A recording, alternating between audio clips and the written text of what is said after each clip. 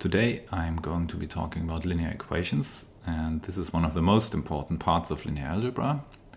It's important because linear equations are probably the easiest and best understood types of equations that we have in mathematics, and it is very desirable to be able to solve them and to formulate problems in the framework of linear equations. So what will we be looking at today? First, I will look at two problems where linear equations arise naturally, and then we study how to solve them and the geometric nature of their solution sets. And finally, we cast systems of linear equations in a concise matrix form and see how the matrix properties relate to the properties of the system of linear equations.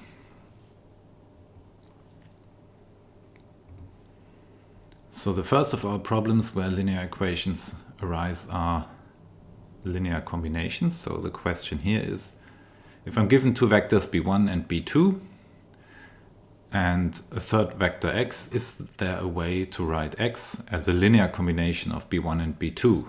Which means, can I find some scalars, lambda and mu, such that lambda times b1 plus mu times b2 equals x? So how do we tackle this question? Now, first I write b1 and b2 in their coefficient form. So b1 is the vector with coefficients b11, b21. So notice I take the second index here to be the index of the vector, and the first indices are the components within the vector. Well, and then b2 has coefficients b12 and b22. And now I write this equation here coefficient-wise. So we can formulate this equation here. So the question, if we can find lambda and mu to solve this equation, we can formulate this as two scalar equations. So x with components x1, x2 is equal to lambda b1 plus mu b2. And we can write this coefficient-wise. So we get the first equation x1 equal to lambda b11 plus mu b12, and the second equation being x2 equal to lambda b21 plus mu b22. So we have two equations, and we need to solve these two equations for the unknowns lambda and mu. And if I write these equations out explicitly from the vector coefficients here, I get this little system of equations. Now the second question is related to linear maps. So suppose we're given a linear transformation phi defined by matrix A. So recall that we can write every linear transformation via a matrix vector multiplication. So suppose phi of x equals A times x, and A is the matrix with these coefficients here. Then our question is, for a given vector y with entries y1, y2, does there exist some vector x that is mapped to y by this linear map? So in other words, is x a pre-image for y? Does y have a pre-image? Okay, so is phi of x equal to y? And now we use the matrix representation of our linear map, and we again write this equation here coefficient-wise. So we have y1, y2 equal to A times x, because A times x is phi of x. This is the matrix A multiplied with the vector x written out in coefficients, and if we take this matrix vector product here, then we get the equations y1 in the first component equal to a11 times x1 plus a12 times x2.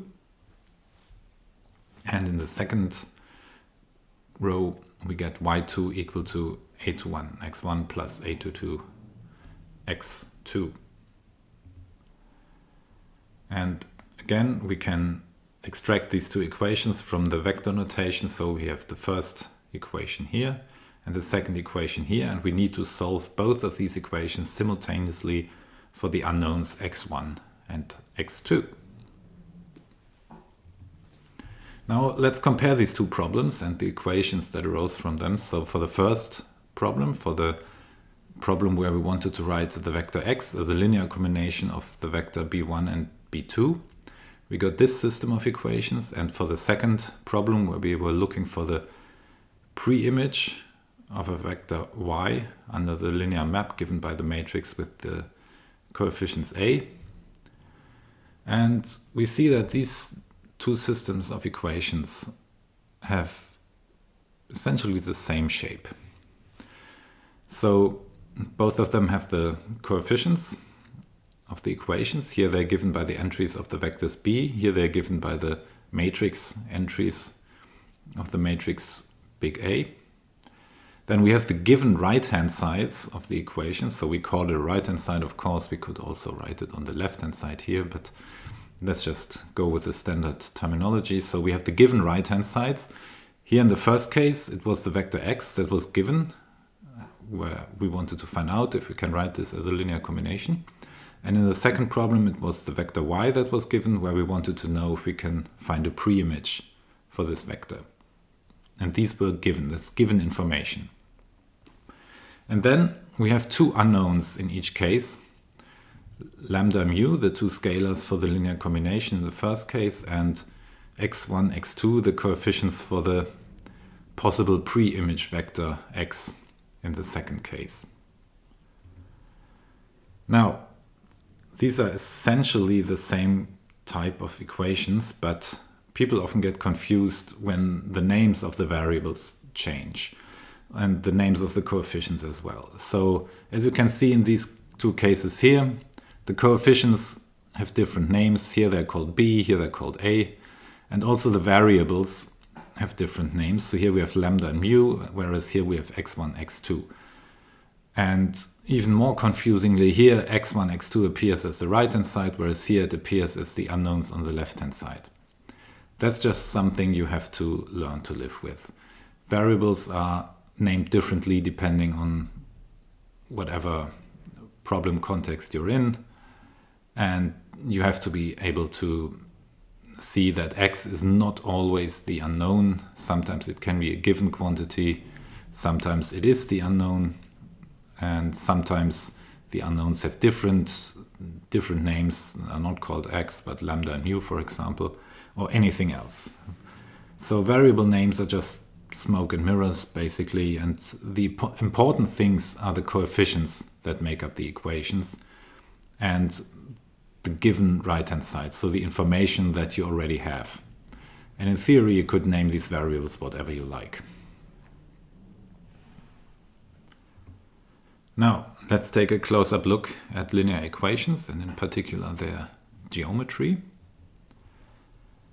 So a linear equation in two variables x1, x2 is what we saw before. It's an equation of the form a times x1 plus a2 times x2 equal to b, where the coefficients a1, a2, and b are given. This is given information. And what we're looking for now is a pair of values, x1, x2, that satisfy this equation when we plug it in for these unknowns here. And since we have a pair of values, x1, x2, we can consider these possible solutions as points in the plane. So here we get a geometric interpretation of our equation. Let's look at an example.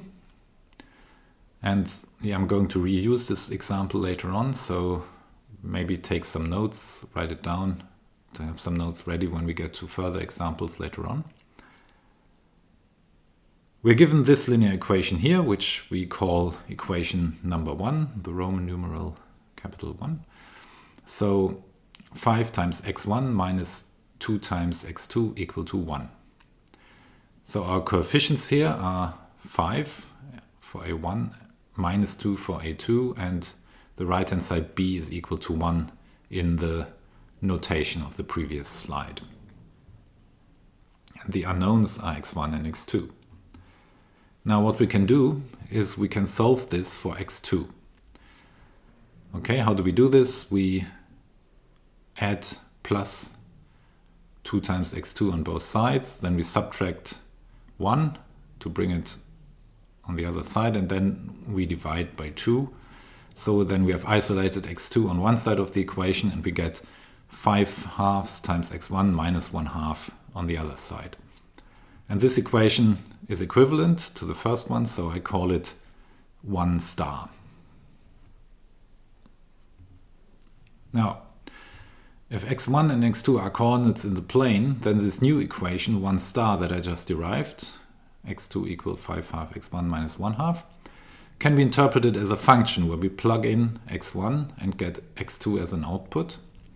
And if we interpret it such, then it describes a line with slope 5/2 here, and it passes through the point 0 minus 1/2. So we see that if we plug in the value 0 for x1, then we just get x2 equal to minus 1/2. So we have the slope of the line, and we have one point that the line passes through, and by that the line is completely determined. So in principle we can draw the line now here, and as we can see from this equation here, for every choice of x1 that we make, so every choice of x1 along the x1 axis here, there's a unique value x2 determined by this, and that's precisely the value that it takes on the x2 axis when we go from our chosen value for x1 up and look at points on this line.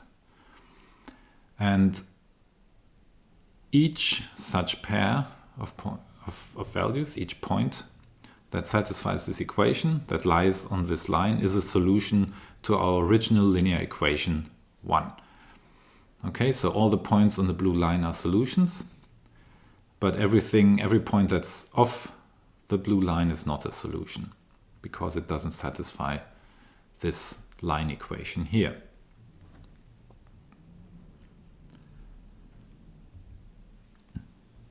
So we can say the set of solutions, of all solutions for equation number 1, is this line drawn here, the blue line.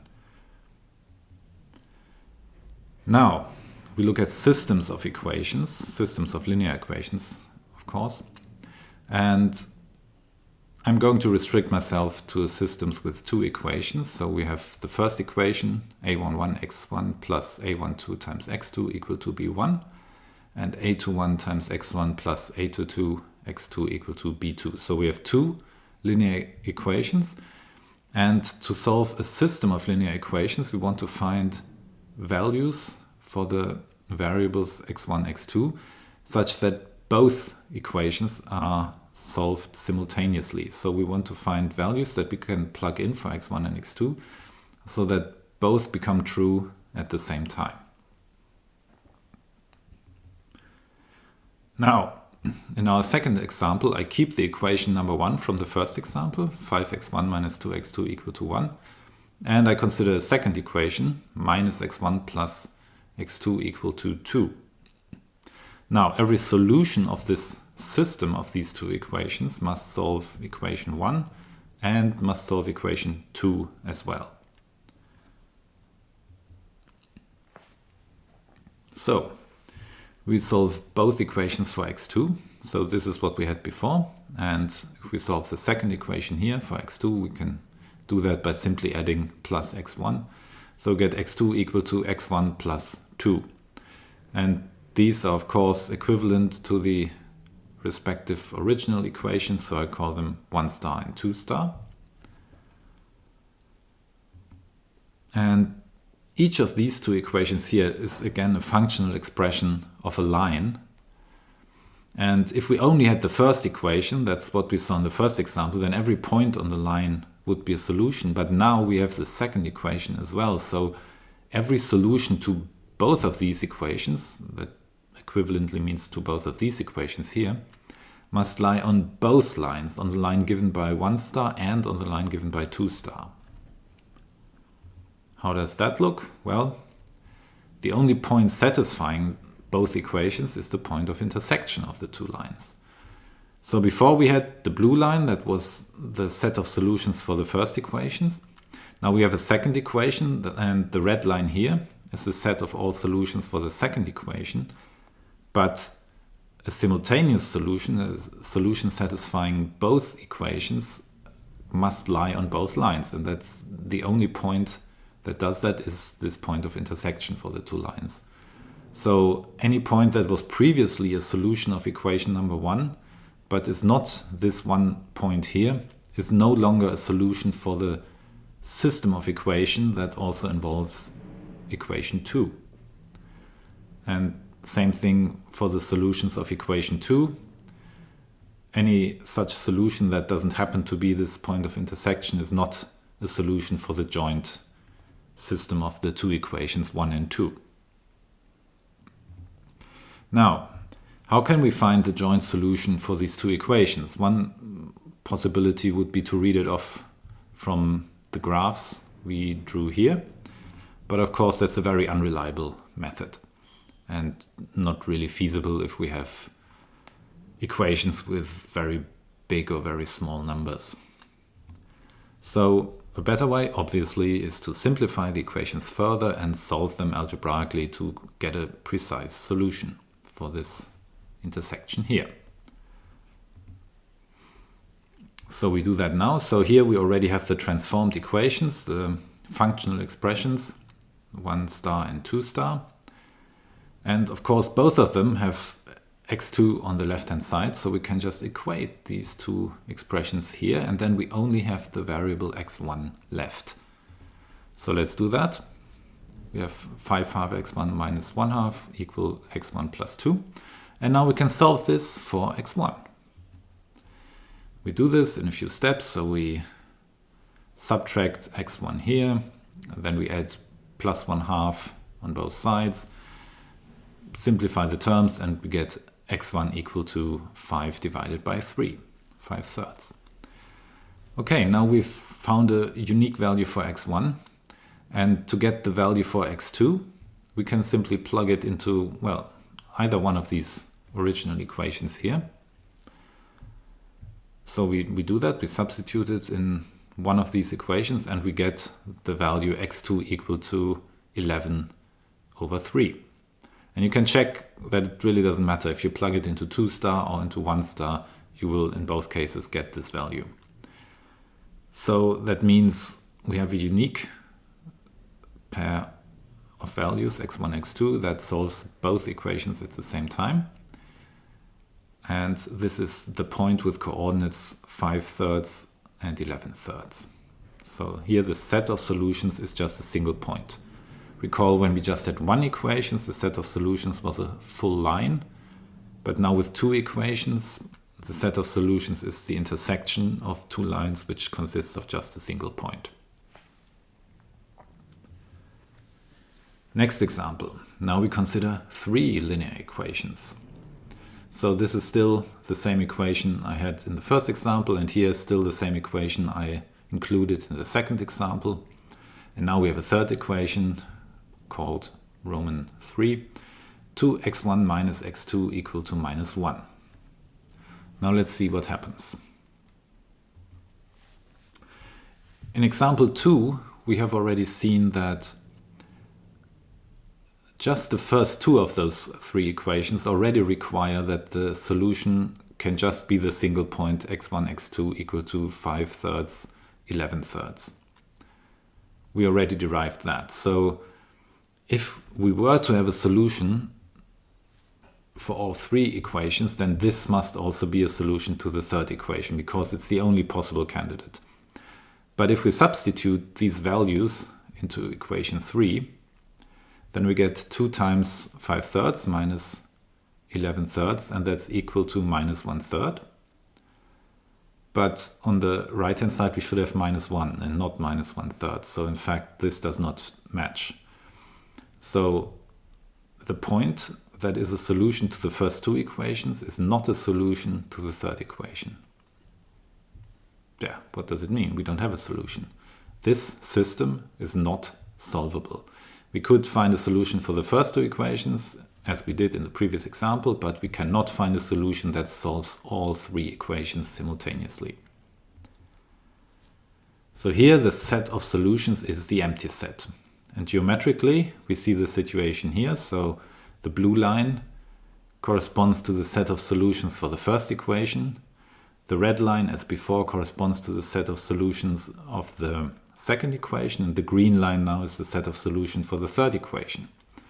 And we see that if we take any two of these equations, or any two of these lines, they have a point of intersection. So we can find common solutions for any two of the three equations, but there's no point of intersections where all three lines intersect. So there's no solution for all three equations simultaneously.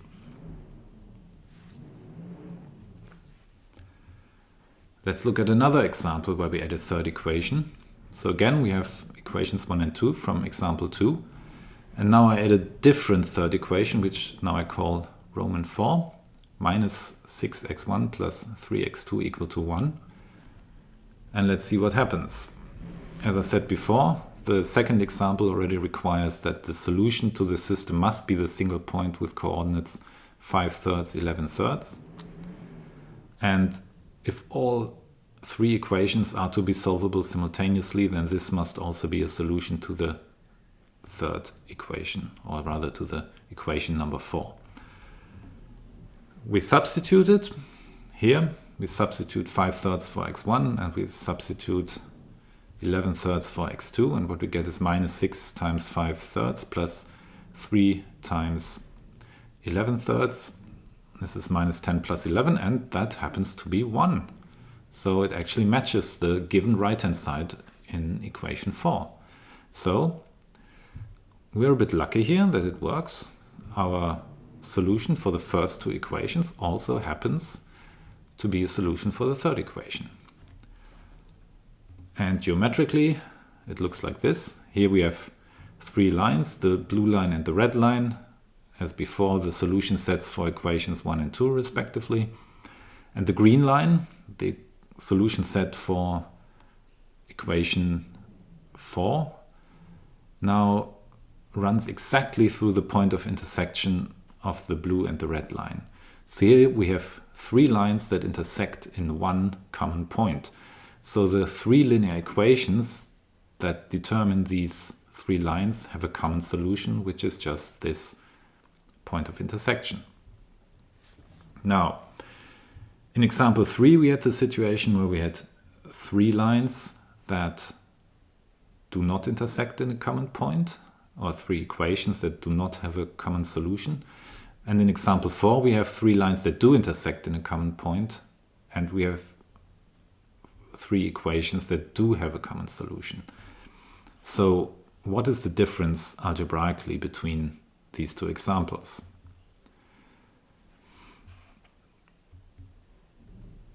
We continue example 4. So we observe the following. We take equation 2 and equation 1 and we subtract equation 1 from equation 2. So by that I mean we subtract the left-hand sides and the right-hand sides of this equation, and what we get is, well, if we take equation 2, the left-hand side, and subtract the left-hand side of equation 1, and at the same time subtract the right-hand side from the right-hand side of equation 2, the right-hand side of equation 1, then we get as a left-hand side equation 4, the left-hand side of equation 4, and as the right-hand side we also get the right-hand side of equation 4. So subtracting equation 1 from equation 2 just gives us nothing other than equation 4. What this means is I can completely reconstruct equation 4 just by manipulating equation 2 and 1. So it does not contain any additional information that is not already contained in 1 or 2.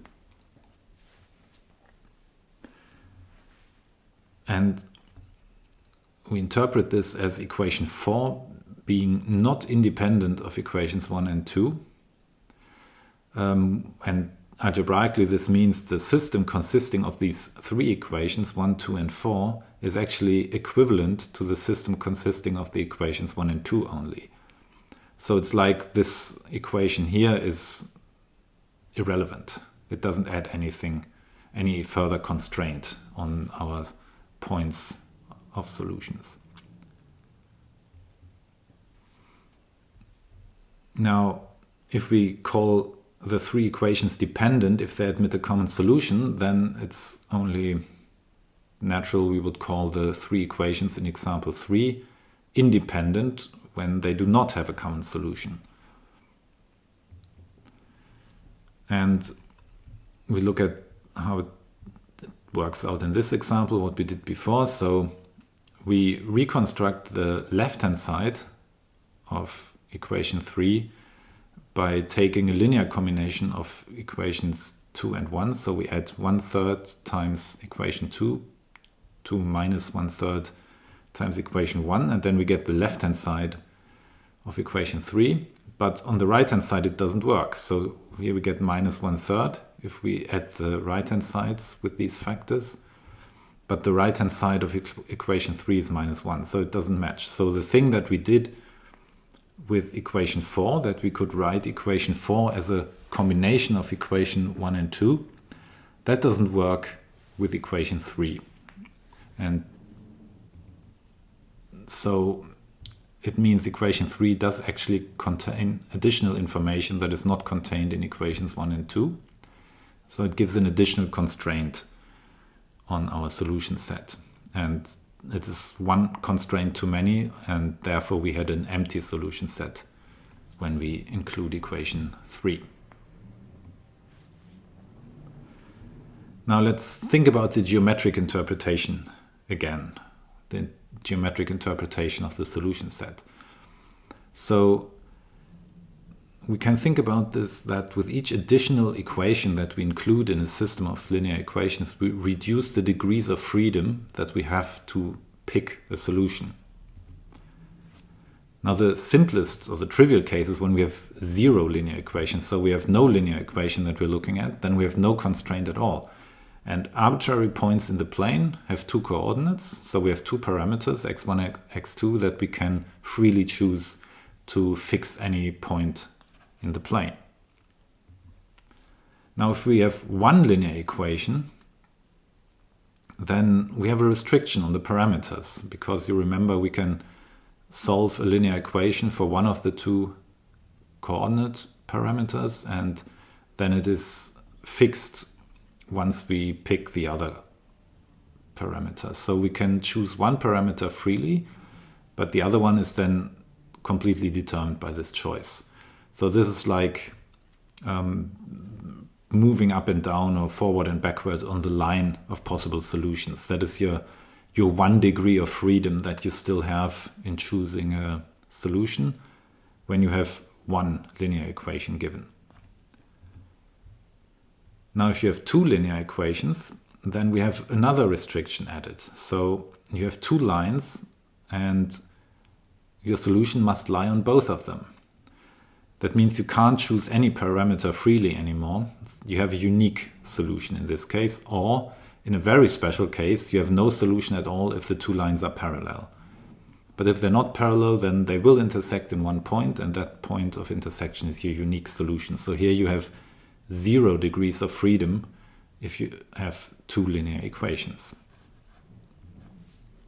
Now if you have 3 or even more equations, then in general we have more conditions, more constraints on our solutions than can be satisfied by the choice of parameters, because we only have 2 variables. We have only 2 degrees of freedom to pick points. So in general, if we have 3 or more equations, there is no solution, except in the special situation that we saw in example 4, that the equations are dependent. Which means that if we have 3 or more equations that are dependent, it's equivalent to a system with less than 3 equations. Now here's a little exercise for you with what you've just learned. Pause the video for a few minutes and determine the set of solutions for the following system of linear equations depending on this parameter beta. So you see the equations here. The first one is 2x1 minus x2 equal to minus 1. Second is x1 plus x2 equal to 0. And the third one, x1 minus 2x2 equal to beta. And yeah, this can be any any number, and depending on which number this is, determine the solutions for this system. So I hope you paused the video and thought a little bit about it. Let's look at the solutions. So first, we solve the first equation for x2, which is x2 equal to 2x1 plus 1. We name this star, this equation. And we substitute this into the second equation here. And then we get 3x1 equal to 0. So this means x1 has to be 0. We divide by 3, then we get x1 equal to 0. So this is forced by the first two equations already. And then we can plug in 0 into this equation star, and we get x2 equal to plus 1. So by the first two equations, unsurprisingly, x1 and x2 are already fixed in their value. So the only possible solution for this system of equations is the point x1, x2 equal to 0, 1. And now we must check if there are any possible values beta for which these two values here, 0, 1, also solve the third equations. Now what we do, we plug in x1, x2 here, 0 for x1 and 1 for x2. Then we get 0 minus 2 times 1 equal to beta. And we find that if beta is anything other than minus 2, then there's no solution. Because then we would have minus 2 equal to something other than minus 2. That's a contradiction. Otherwise, if beta equals minus 2, then this is indeed a solution to the third equation. So in that case, beta equal minus 2, the point 0, 1 solves all three equations, and then we have a common solution for this system of linear equations.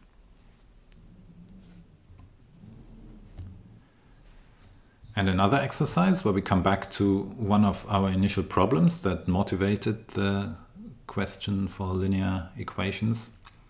Here you're given a linear map phi by this matrix here. Phi of x is the multiplication of the matrix for 1 minus 12 minus 3 times the vector x with coefficients x1, x2.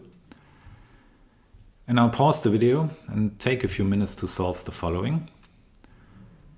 Find all vectors x such that phi of x is equal to the 0 vector, so that phi of x, this expression here, becomes 0, 0.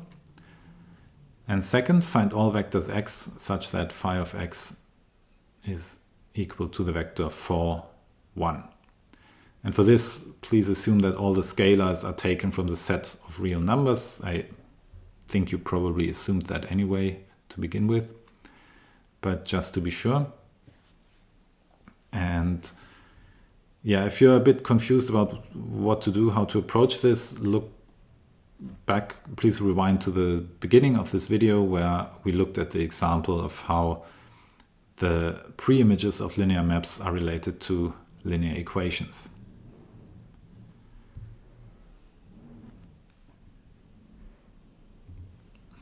All right, I hope you had some fun with that exercise, and here's the solution. First, find all vectors x such that phi of x is the 0 vector, and phi of x is the matrix we had on the previous slide times the vector x, and this is actually the expression for x1 minus 12x2 equal to 0 and x1 minus 3x2 equal to 0 in the second component. So we have the two linear equations in the two rows of this expression here. The first row yields, if we solve for x1 equal to 3 times x2. So here I'm solving for x1, not for x2 as we did before. It doesn't really matter which way around you do it. So if I substitute this expression for x1 in the second row here, then I get 0 equal to 0. So because here's minus 3x2, here x1 would be plus 3x2, so I don't get anything additional in the second row. It's just 0 here, and on the right hand side is 0, so at least it's not a contradiction. But I have no further condition on the variable x2. So what that means is, for the solution set, I introduce a new parameter now, just to make it a bit more geometrically appealing. I introduce the parameter lambda, which I set equal to x2, to the variable x2. And as we saw, we have no constrictions on what to do for x2, but we have a constriction for x1 once x2 is fixed, namely this one. So by this equation here, x1 is 3 times lambda, and yeah, x2 is just lambda. So these are x1 and x2 depending on a value lambda, which I can choose arbitrarily. And now I write x1, x2 into a vector, and that means the solutions to this system of linear equations are precisely all the vectors lambda times 3, 1 times the vector 3, 1, where lambda can be any real parameter. And this is in fact a vector form of a line. Now you may wonder, okay, we have a whole line as solutions, but we have 2 equations here. How can this be? We just said that if we have 2 equations, then we should have just a singular unique solution, but it turns out that here the 2 equations are not independent. So these 2 equations taken together are just as good as this one equation here. So that's why you get a line as a set of solutions, because these 2 equations are just equivalent to one single equation, namely this one. Okay, the second part, find all the vectors x such that phi of x equals the vector 4, 1. Now again, we have the 2 rows in our linear map. First equation, 4x1 minus 12x2 equals to 4, and the second equation, x1 minus 3x2 equal to 1. Now the first row yields, if we solve for x1 again, x1 equal to 3x2 plus 1. And we substitute this into the second row, and we get 1 equal to 1. So again, we don't get any additional information. So again, the 2 equations are not independent. Again, just for better readability, I introduced this free parameter lambda, which I set equal to x2. Then I have x1 is equal to 3 lambda plus 1, and x2 is equal to lambda. And if I write them into a vector, then the solution of this system of linear equations are all the vectors of this form here, lambda times the vector 3, 1. So the x1 coordinate is 3 lambda plus 1. And the x2 coordinate is equal to lambda, so this is just lambda times 1 plus 0.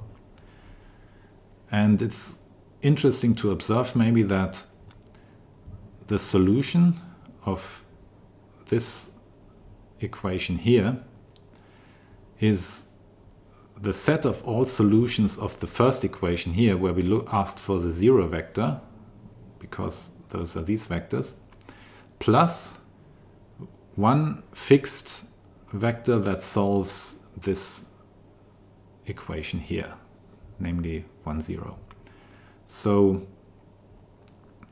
yeah, you can think about that, why that is, but we will actually get back to that in a later chapter of this course. For the moment, it's just a curiosity, but this is actually a very important property of linear equations.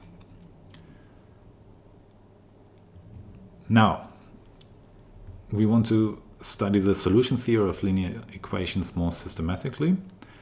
This may seem a bit excessive for 2D systems where we only have 2 variables, but it will be helpful later in the course to have a concise and systematic approach to fall back on. And also it already gives you an idea how solving systems with more variables than 2 would work.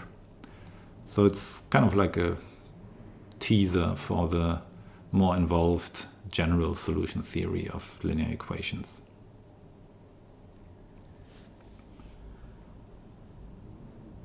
Now, systems of linear equations can have more than 2 equations. For example, if we want to determine the intersection of more than 2 lines, so we've seen this in previous examples. And systems of linear equations can also have more than two variables. For example, if you want to find linear combinations made up from more than two vectors.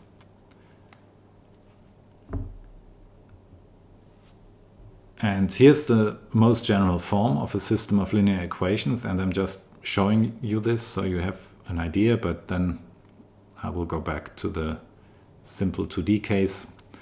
So a system of linear equations in m equations and n variables is given by this. So the first index in the coefficients is the number of the equation, and the second index is the number of the variable that the coefficient is associated to. And we have the m right-hand sides of these equations. And now the set of solution of such a system of linear equations is the set consisting of all tuples x1 xn of numbers that satisfy each of these equations when we substitute them for the variables here, where the coefficients aij and the right-hand sides bi are given as information that make up the system of linear equations. And as I said, in this course I want to stick to the case where we have at most two equations and only two variables, just to keep it simple. Now, what we did before was we solved such a system of two equations in two variables by solving one of the equations for x2, which then was usually an expression depending on x1, and then we substitute it into the second equation and then solve for x2. And then we solve for x1, then we get x1, and we can substitute this back into the expression that we had of x2 depending on x1, and then we also get x2. Now we want to do it more systematically and use a different approach. That is, we use so-called elementary operations on systems of linear equations that do not change the set of solutions. And I'm not going to prove that this is not changing the set of solutions, so it's a bit tedious, and it's easy enough to convince yourself anyway that these operations do not change the set of solutions. And they are as follows. The first operation is exchanging two equations, so that's totally obvious that this doesn't change the set of solutions. So here exchanging would simply mean we change the order of these two equations. So we would take this one as the first equation and this one as the second equation. The second operation is multiplying one equation by a number different from 0.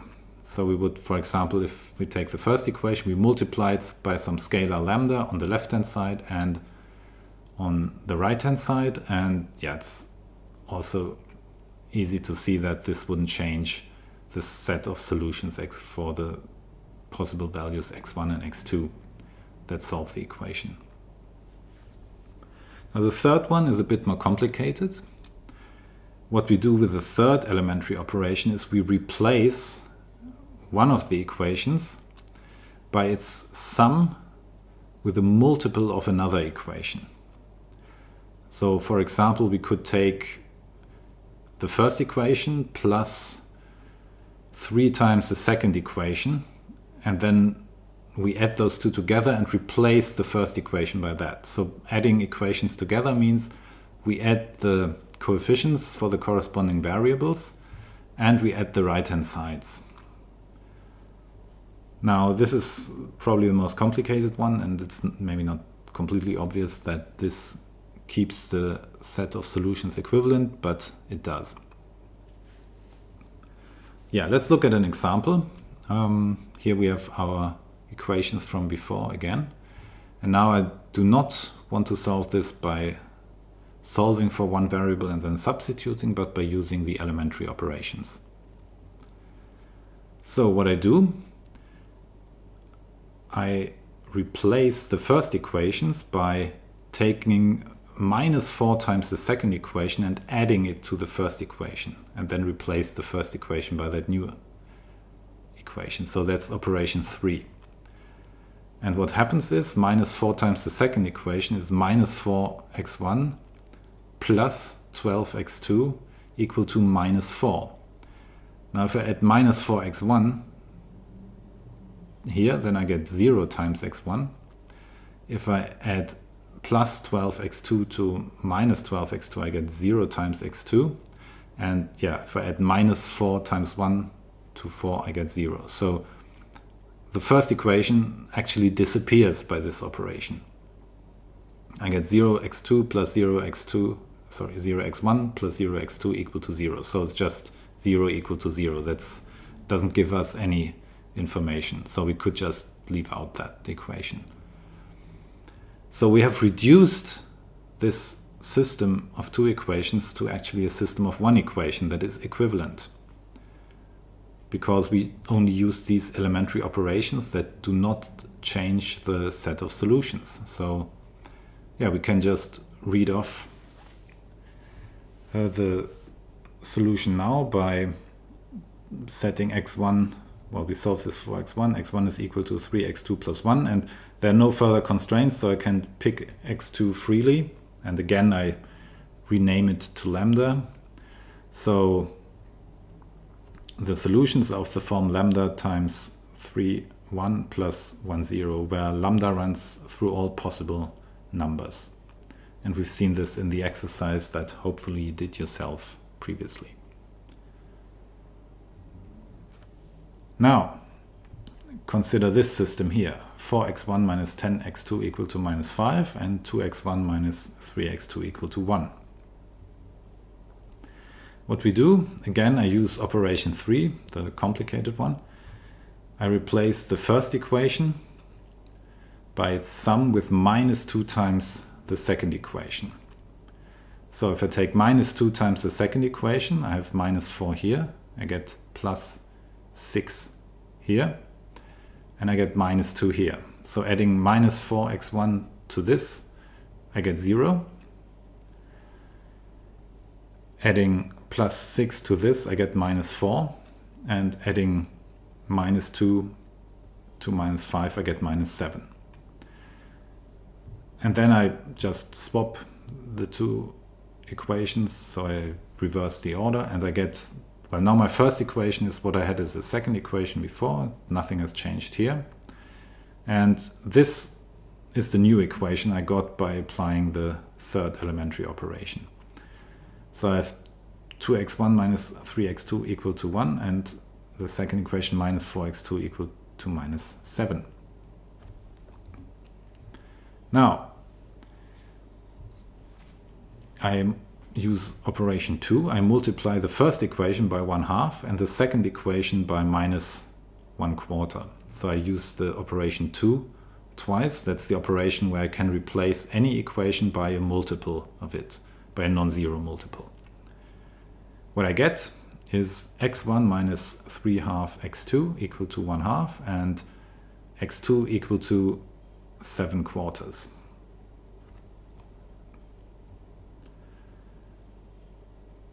Now I again use operation 3. I replace the first equation by its sum with 3/2 times the second equation. So 3/2 times the second equation is 3/2 times x2 plus minus 3/2 x2. So this disappears, I get 0. And I get 3/2 times 7/4 plus 1/2, and that gives 25 divided by 8. And now I have the values for x1 and x2, and I did that without ever substituting x2 into this equation or here or something like that. So this shows that with the elementary operations I can get the solution without resorting to substituting, like solving for one variable and then substituting it in some other equation. So our unique solution is the point x1, x2 with coordinates 25 divided by 8 and 7/4.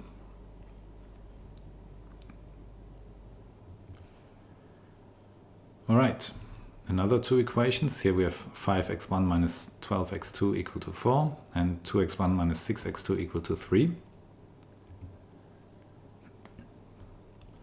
Now what happens here? I replace the second equation by its sum with minus 1/2 times the first equation. So that's again the third elementary operation.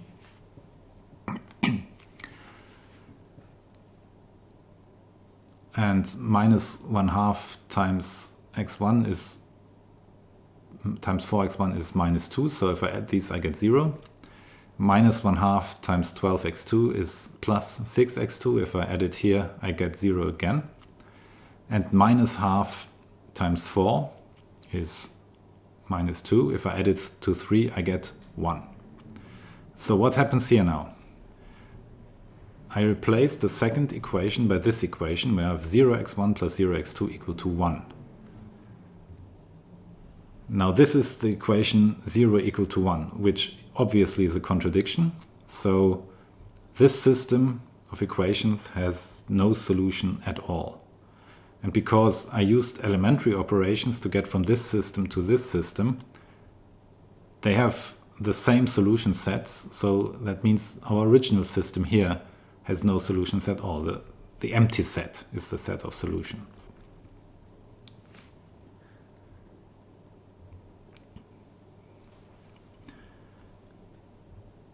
Now let's study the solution theory more systematically. So we say that a system of equations is in reduced form if one of the following is the case. Either there's only one equation, so we've seen this, a11 x1 plus a12 x2 equal to b1, or there are two equations,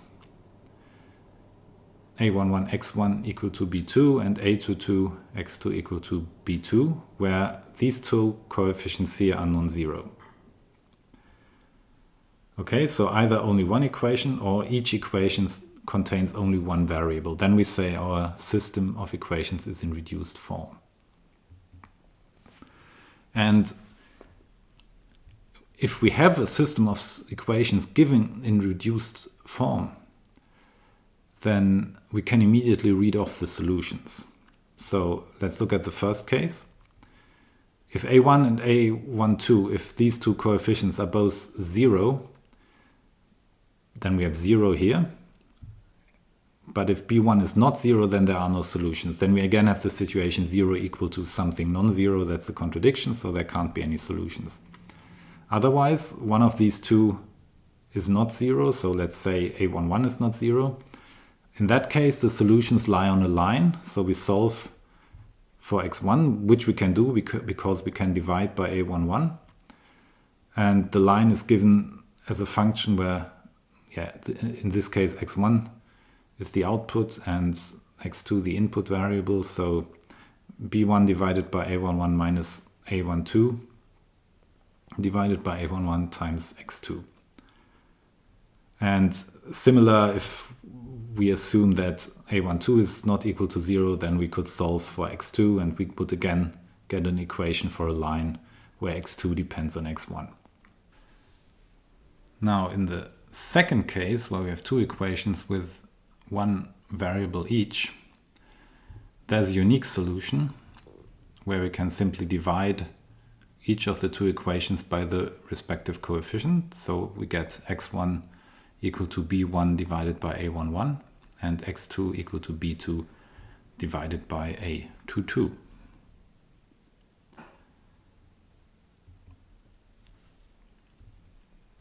And now we make an additional important observation.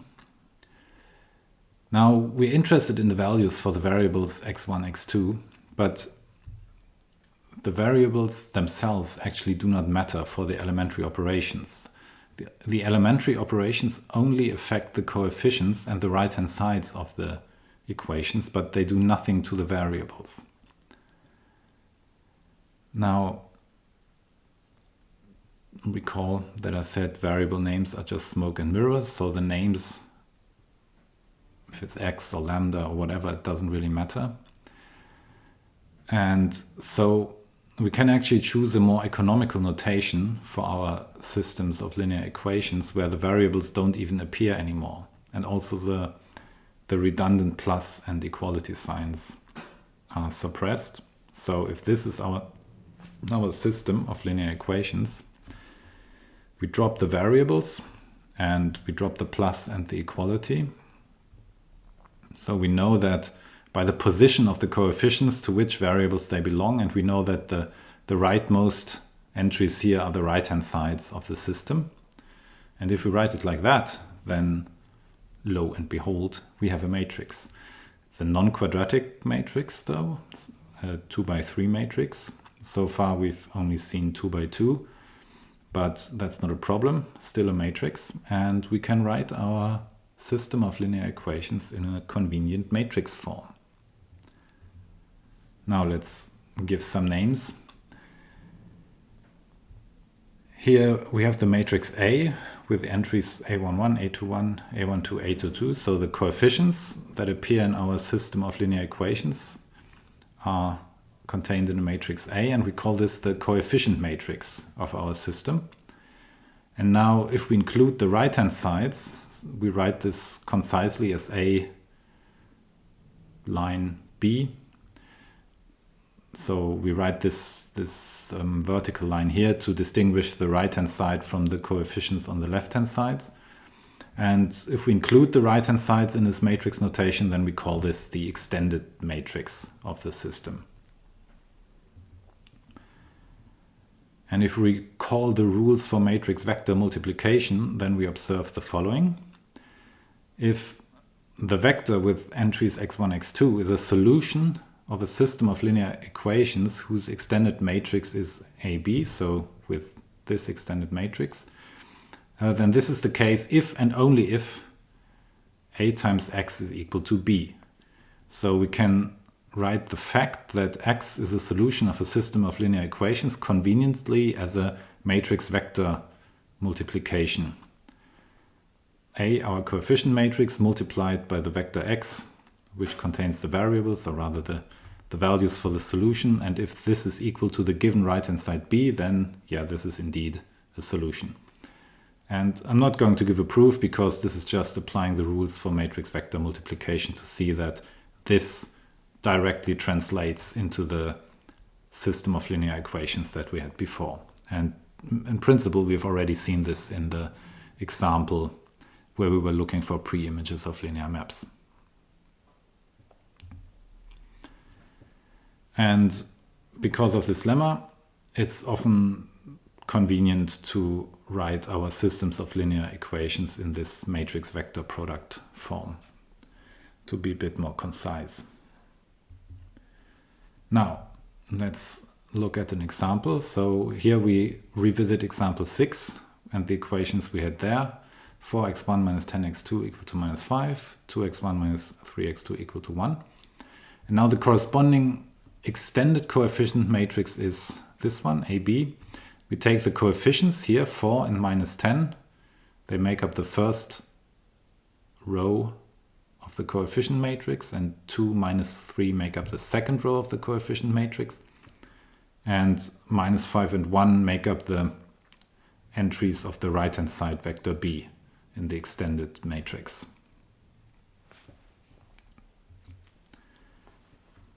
And if we apply the elementary operations that we apply to the individual equations in example 6 to the rows of this matrix, then we get another extended matrix. I call this now A tilde B tilde of this form. So here we have the identity matrix actually, 1, 0, 0, 1.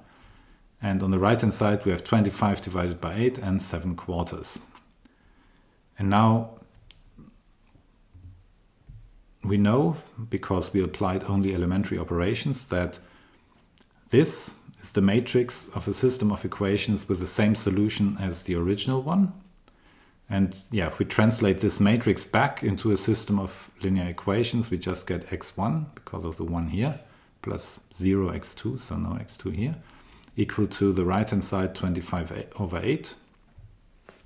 And the second row of the matrix translates into 0 times x1, so nothing here, plus 1 times x2 equal to the right hand side 7 divided by 4.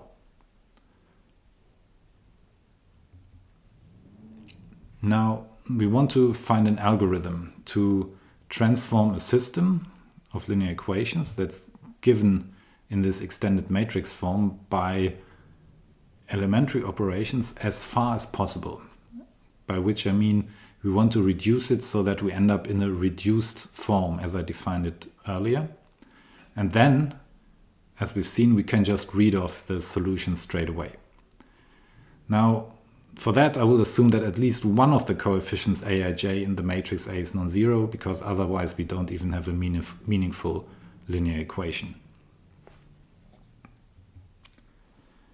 This algorithm we will develop now is known as row reduction, or also as Gauss-Jordan elimination. Depending on where you grow up, the one or the other term might be more popular. And we proceed in 2 steps. Step 1 for row reduction. We're given this system of linear equations in the form of the extended matrix AB. Now, if one of these 2 entries here is different from 0, then we can make sure that A11 is different from 0 by swapping the 2 rows of the matrix if necessary. So that's elementary operation 1. So I will now assume that A11 is different from 0. Then I multiply the first row by 1 over A11. So I want to get an entry 1 here. That's the elementary operation 2. So that way I can assure that here I have an entry 1 in the matrix. And remember, because it's elementary operations, I do not change the solutions in any way. And now what I do, once I get the 1 here, I want to make sure that I get a 0 here. So if A to 1 is not 0 already, what I can do is I take minus A to 1 times the first row. So I multiply the first row by minus this coefficient here, add that to the second row, and replace the second row by that. So that's operation 3, elementary operation 3, also doesn't change the set of solutions. And so what I've done now, I have made sure that I have an entry 1 here and an entry 0 here. And we proceed to step 2. Otherwise, if this is not the case, then both of these entries are 0. So both of these entries in the first column are 0. Now this rarely makes sense because it would mean that the first variable x1 wouldn't even appear in our equations.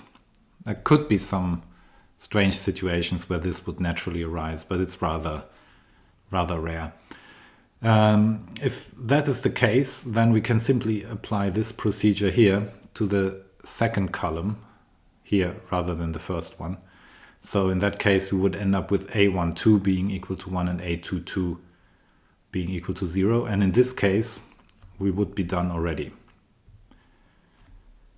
But yeah, as I said, this is a rather odd case. So this is what we usually expect to have. And now we proceed to step 2. From the first step, we made sure that now our extended matrix, which I now call A prime B prime, is of this form here. We have 1 here, 0 here, and some other entries in the second column and in the right-hand side column. Now if A prime to 2 is equal to 0, this one, then we're done. There's nothing left to do.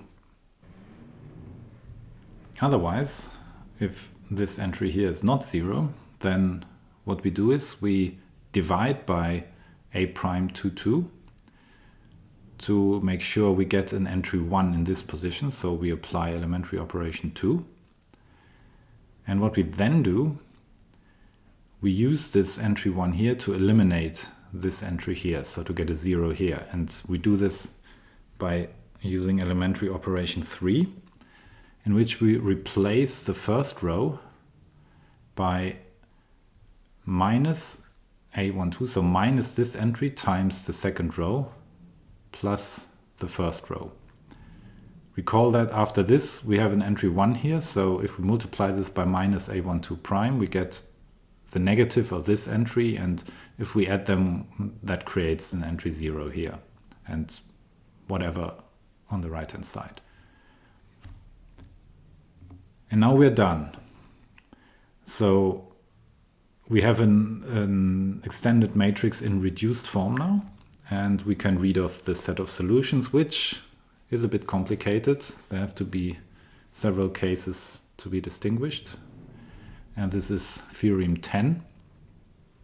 Now, applying row reduction to a system of linear equations given by this extended matrix, where we assume one of the coefficients is non-zero, ends with one of the three cases here.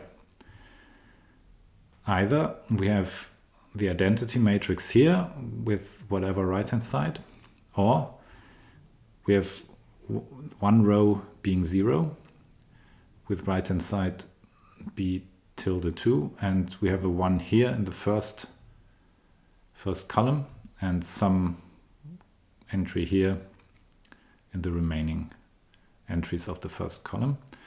And the third possibility is that we have one column being 0 already and have 1 b1 tilde in the first row and 0 b2 tilde in the second row.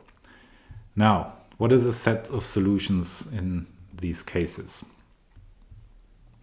The first case is the easiest. Here we have a unique solution, which is x1 equal to b1 tilde and x2 equal to b2 tilde.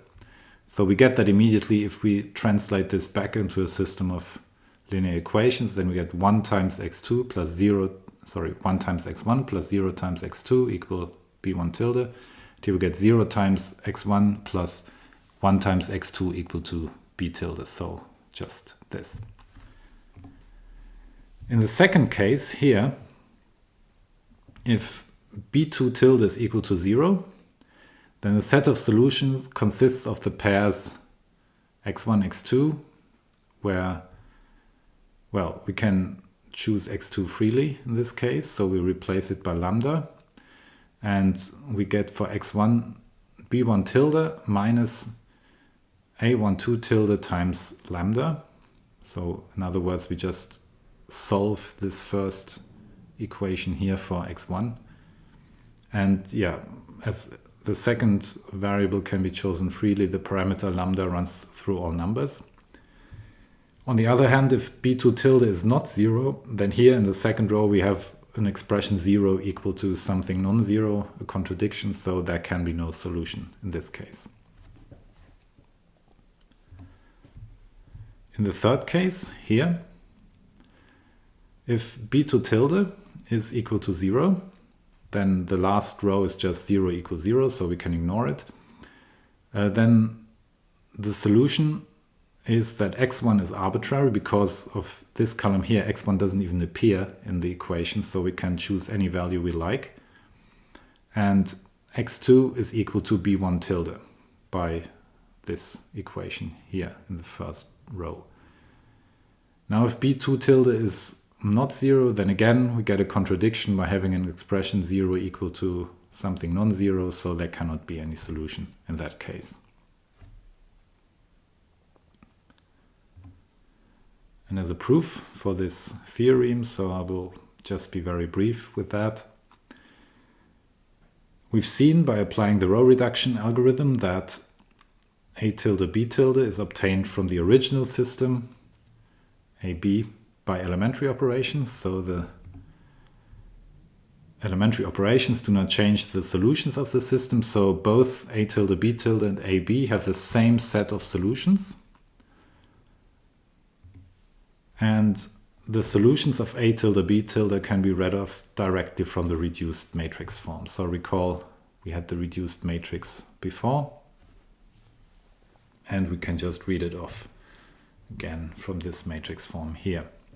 You have to maybe think about it a little bit for this case, how you solve for x1, but otherwise it's pretty straightforward.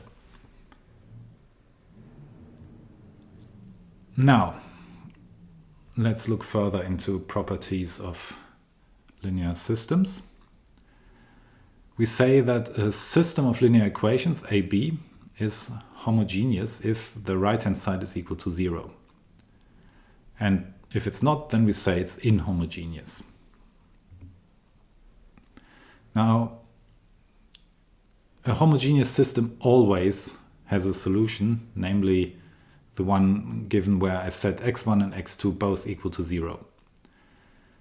So if the right-hand side is all 0, then we always have at least one solution. So I note this in proposition 11, a homogeneous system, A0 always has a solution, namely this one. And if we have an arbitrary system of linear equations AB, then we say that A0, or for short simply the matrix A, is its associated homogeneous system. Now, why is it important for a given non-inhomogeneous system to look at its associated homogeneous system? Well, this is given by Theorem 12. Now you may recall the exercise we had before with the pre-images of that linear map, because that relates to it here. So suppose we're given an arbitrary system of linear equations, AB, and we have one particular solution, x0, for this arbitrary system, wherever that came from. Let's just assume we have it. And then all of its solutions, so the whole set of solutions for this arbitrary linear system, are given by vectors of the form x equal to x0 plus y, so where x0 is our one particular solution, and y is any solution of the associated homogeneous system A0. So same coefficient matrix as our original system, but we take 0 as the right-hand sides. And that's a very important theorem, because it allows us, if we have one particular solution to our system, then we can find all the solutions by looking at the corresponding homogeneous system.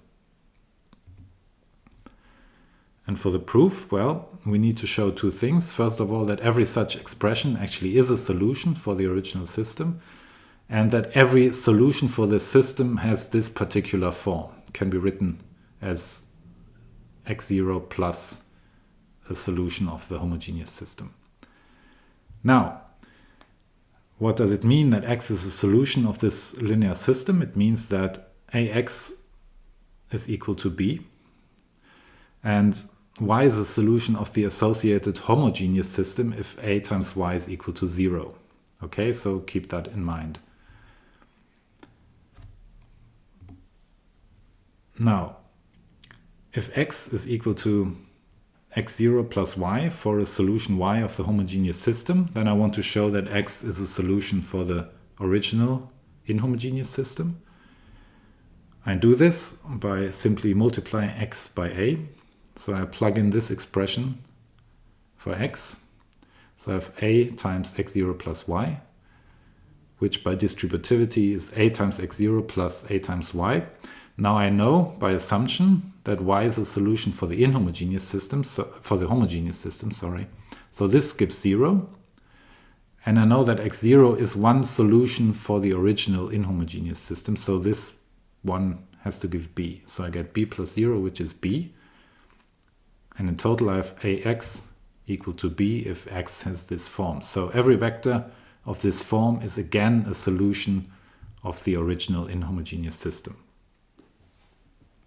And now, next I assume I'm given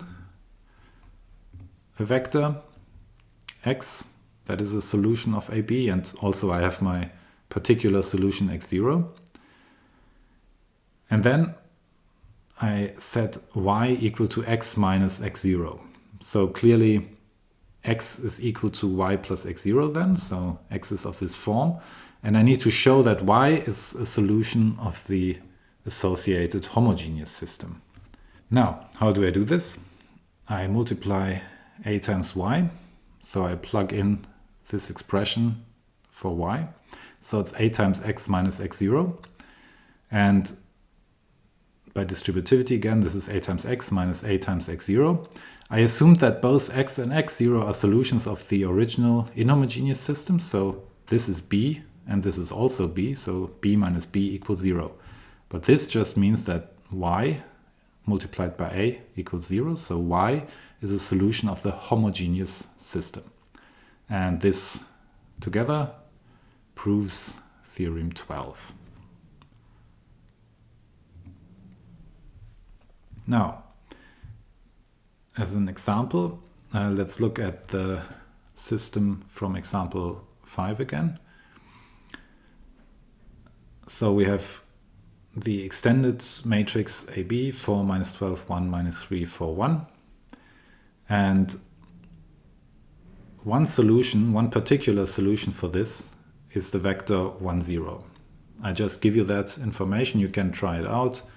If you multiply this matrix by 1 0, you get 4 1 plus 0 times minus 12 plus here 1 plus 0 times minus 3. So indeed you get 4 1, just the first column of the matrix A. Now if I write the associated homogeneous system as just the coefficient matrix, so I can omit the zeros on the right hand side, I can use my elementary operations and the row reduction algorithm to transform it into a reduced form. So I'm not going into the details here, we've done that before. And what I get is 1 minus 3. This is a tilde, the transformed form. And I read off the solutions according to the theorem we had before. So here all the solutions of this homogeneous systems are the vectors of the form y equal to lambda times 3 1, where lambda is any real number. And now by Theorem 12 that we just proved, the solutions, all the solutions of the original inhomogeneous system here are given by these vectors of the form x equal to x0 plus y. So this one particular solution plus any arbitrary solution of the homogeneous system. So this is x0, the vector 1 0, plus lambda 3 1, and lambda can run through all real numbers. So if we run through all real numbers, then the vectors we get in this way here are all the solutions to our original inhomogeneous system. And I want to conclude this lecture with a few historical remarks. So linear equations are very old, and the first algorithms to solve them were actually developed by the ancient Babylonians around 3000 BC. And they didn't pursue pure math for its own beauty, but were rather very business-minded people. So they wrote on clay tablets and noted these down as methods for bookkeeping or measuring stuff. So they were not interested in them for their own right. The algorithm we used here, the row reduction or also Gauss-Jordan reduction, is usually named after Carl Friedrich Gauss, who lived much, much later than the Babylonians, and who popularized it in his astronomical calculations. But he was actually not the one to invent it.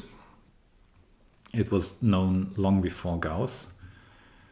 And maybe the earliest that we can trace it back to is in ancient China. There's a famous Chinese math textbook from around 200 to 100 BC that was written by several different authors, which is called the 9 Chapters of the Mathematical Arts, and a version of the row reduction that is quite similar to what we do already appeared in this textbook. And in Europe, the method was developed independently by Isaac Newton about, well, at least 100 years before Gauss, and has been used since then. So yeah, in modern times, probably we can credit Newton with establishing the method in modern mathematics. That's it. Don't forget to like my videos and subscribe to my channel, and look forward to my coming videos.